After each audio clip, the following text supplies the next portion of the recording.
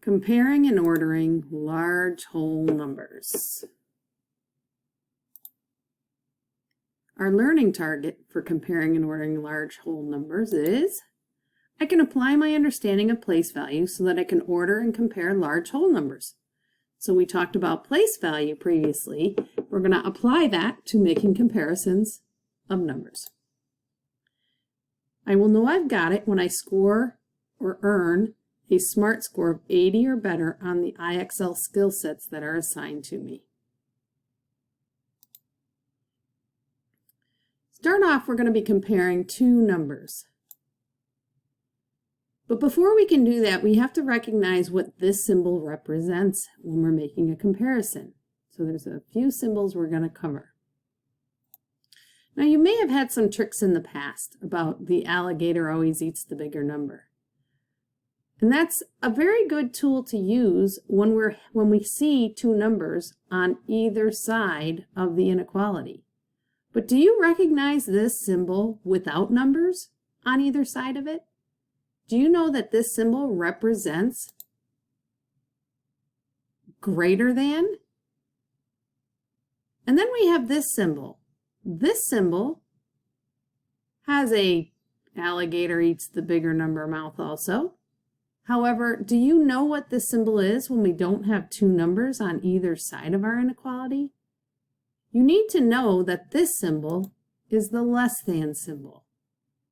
And then we have a third symbol we can use when we're making comparisons. And sometimes our numbers are exactly the same or equal. So it's important that you recognize and read this symbol as greater than. This symbol is always read as less than. And this symbol is always read as equal to. And when we read inequality sentences, we should be reading the inequality from left to right. Left to right across should make sense when we place our inequalities in between the two numbers. Read the sentence left to right. So we're going to compare the population of Fort Wayne to the population of Bloomington, Indiana. Two cities in Indiana. The population of Fort Wayne is 267,633 people. The population of Indianapolis, however, is 876,862. We want to make a comparison. Which city has the higher population? So to do this, one thing you may want to try is using your place value tool, which is that place value chart. And what you can do if you struggle with making these comparisons when the numbers get so big is you can place the numbers into the place value chart, starting in the ones place and then working your way to the left on both numbers. So what we've actually done then is lined up our numbers by their place values. And then we identify the first two numbers, which we call the front end numbers of those two numbers, and we start the comparison there. So you can see that in the 100,000s place, we have 800,000 for Indianapolis and only 200,000 for Fort Wayne. So making that comparison of the front end numbers decides it right there and then. These two numbers are different. We can tell which city is bigger based on the first digit of this number. Because 8 is greater than 2. 800,000 is greater than 200,000.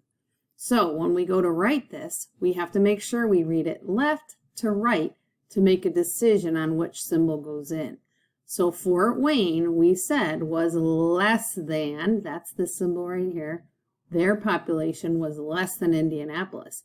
So 267,666 is less than 876,862.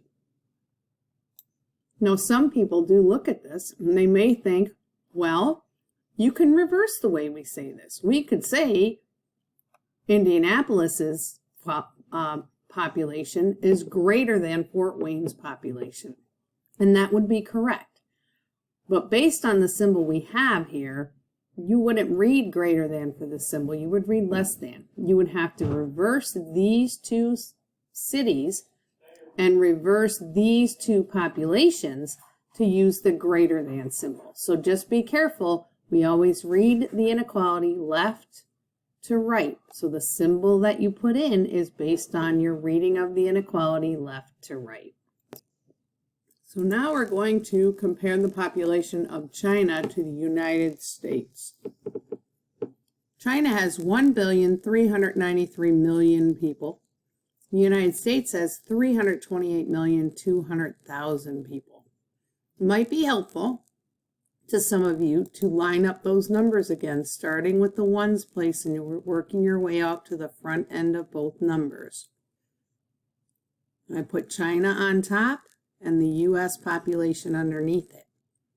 And you'll notice that China, that number is longer than the number underneath the U.S. population. And because these are whole numbers, the longer number will always win or be bigger. If we are dealing in the decimal world, though, that rule does not apply. It only applies when we're comparing whole numbers. If you have a longer whole number when you're comparing against another whole number, that longer whole number will always be bigger. All right, so let's go forth with this. We go all the way out to the front end of the number, and I'm going to put a 0 placeholder in front of my U.S. population, because if there's nothing there, we can fill it with a 0, because 0 is nothing. We haven't changed the value of this number by putting the 0 on the front. And now we can compare the two front end numbers.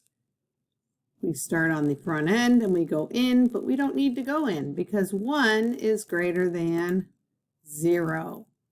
That lets us know that China's population is greater than the population of the United States.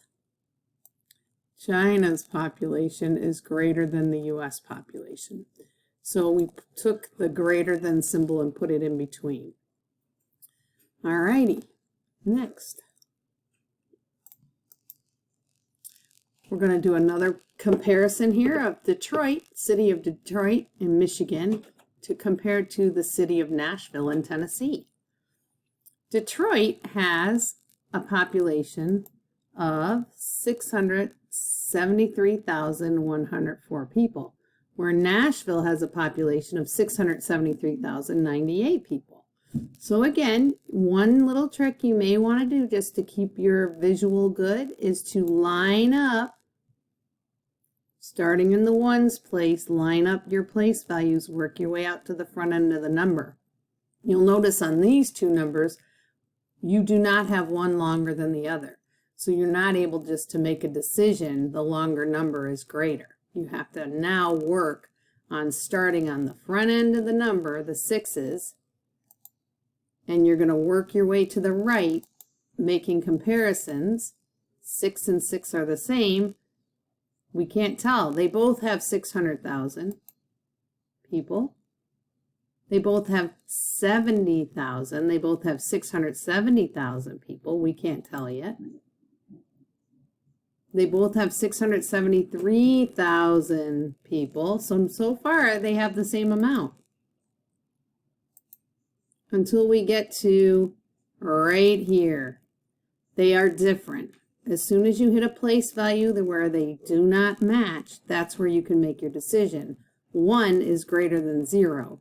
Detroit has the 1 in the hundredths place. Nashville has the 0 in the hundredths place. We read it left to right. Detroit's population is bigger than Nashville's.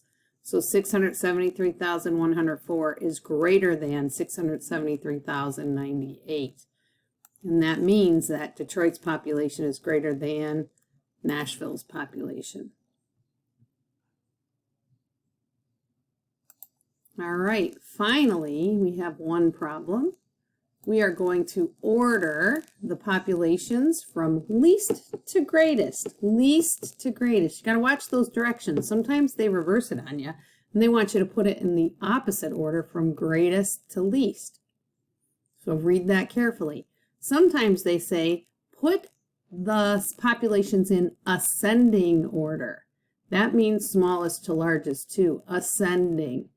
If you ascend the stairs, you're going from the lowest to the highest step. If you descend the stairs, you're going from the highest to the lowest. So greatest to least, ascending and descending. All right. So we have city of Detroit, Nashville, Boston, and Chicago, and El Paso. Here are their populations.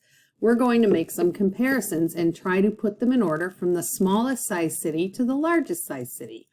They're already lined up for us pretty well on this chart.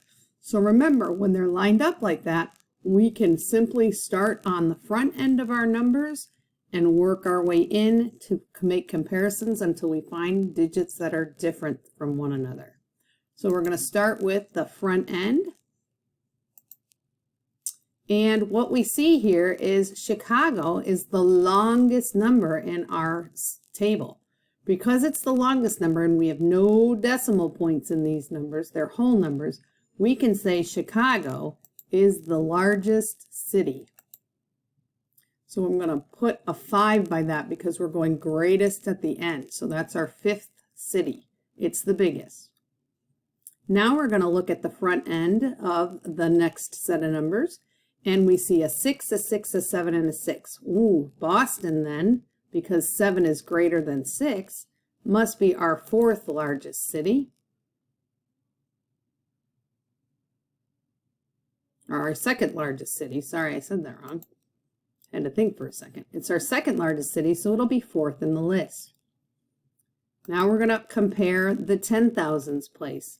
And they're the same. They both have 70,000 there. So we're going to have to move on to the thousands place. Oh, they both have 3,000 there. So now we're going to move to the hundreds place, and we have a difference. We have 2 that have a 1, but we have this 0 here for Nashville. Guess what? That makes Nashville the smallest city. So it's going to be our first city in the list because it's the least. And now we have to compare the 0 and the 2 for Detroit and El Paso. Detroit is smaller than El Paso because 0 is less than 2. So Detroit is our 2nd smallest city. And El Paso is our 3rd smallest city. So we get our cities back here, and we now know smallest is Nashville, followed by Detroit 2nd, followed by El Paso 3rd, followed by Boston 4th, and finally Chicago at 2,695,598 people is our greatest city. So it's important to line up, remember, just to kind of review the steps here, it's important to line up your numbers by their place value, starting in the ones place and working your way out. Then you make a comparison of the front end digits. If they match, you must go to the next set of digits. If they don't match, you're ready to make your comparison. All right, when you order, be very careful. Sometimes you have a good long list of numbers you got to compare. Take your time. You might want to do some numbering off to the side and watch your directions for if we're going smallest to biggest or biggest to smallest. All right, good luck.